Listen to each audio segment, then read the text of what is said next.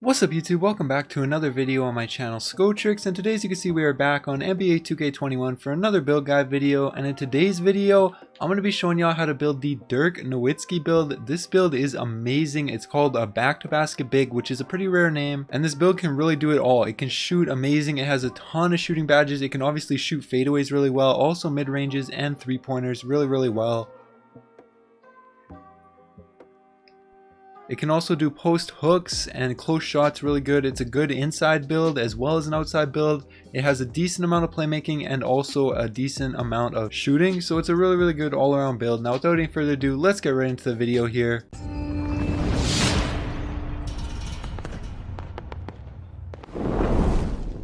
Alright, so on this first screen, nothing really matters too much. You can change the name to whatever you want. I just made it Dirk Nowitzki for this video. The position, you want to be a center. That's the only thing that matters. Hand, jersey number, you can set that up however you want. Then you can go ahead and click continue.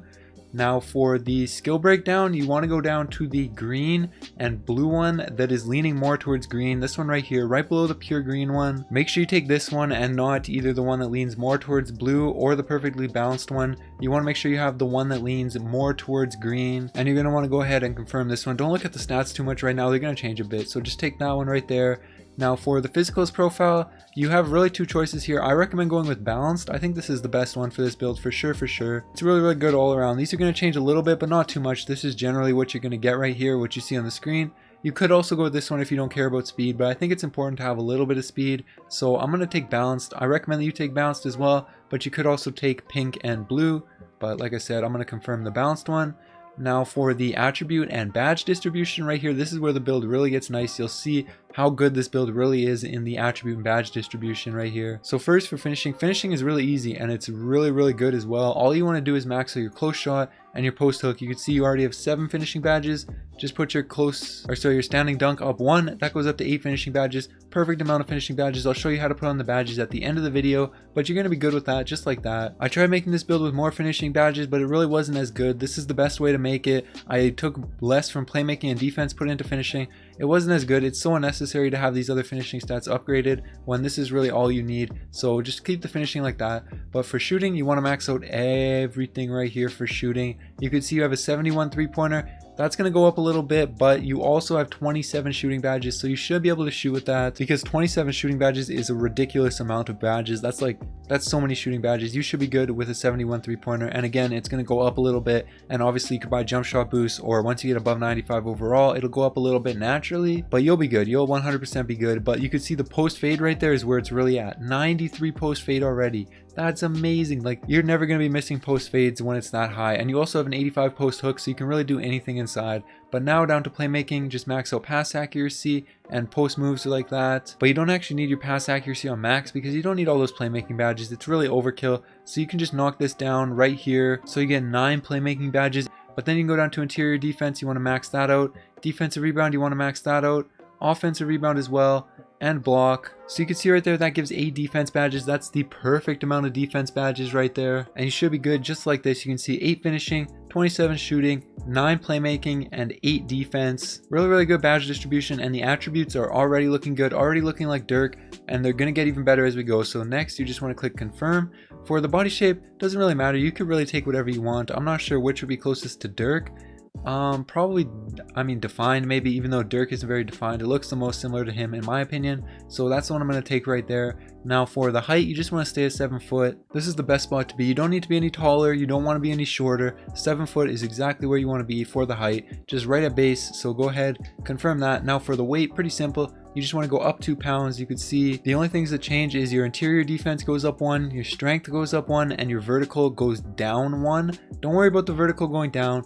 The little bit on interior defense and strength is a lot better, and it's not too much changing anything negatively or positively. So you're going to want to do it right here at 252. That's the perfect weight. Go ahead and confirm that. Now for the wingspan, you just want to go down to 87 inches right here. You can see this brings your mid-range up 2, your 3-pointer up 1, post fade up 1, a couple of your defense stats go down 1 as well, and a couple of your finishing stats that don't matter go down, but your strength also goes up +1. So a couple minor changes right here, but the shooting is really where you're going to see the biggest difference with with the wingspan. And you shouldn't need a super long wingspan because you're 7 foot and most centers are only between 6'9" and 6'11", so you should be good right here at an 87-inch wingspan. This is definitely where I recommend it. Now for the badge, or the takeover rather, right here, I recommend post scorer. You could take sharpshooter if that's your preference, but I think post scorer is 100% the way to go for this build. Obviously it's a back to basket big, so you're going to want to get your post hooks, your post fades, all that boosted, and it's going to be pretty easy to get this takeover. And also there's a couple other huge benefits to taking this takeover that I broke down in my best takeovers video, but I'm not going to go over that right now. I do recommend the post scorer takeover though, so that's the one that I'm going to take right here.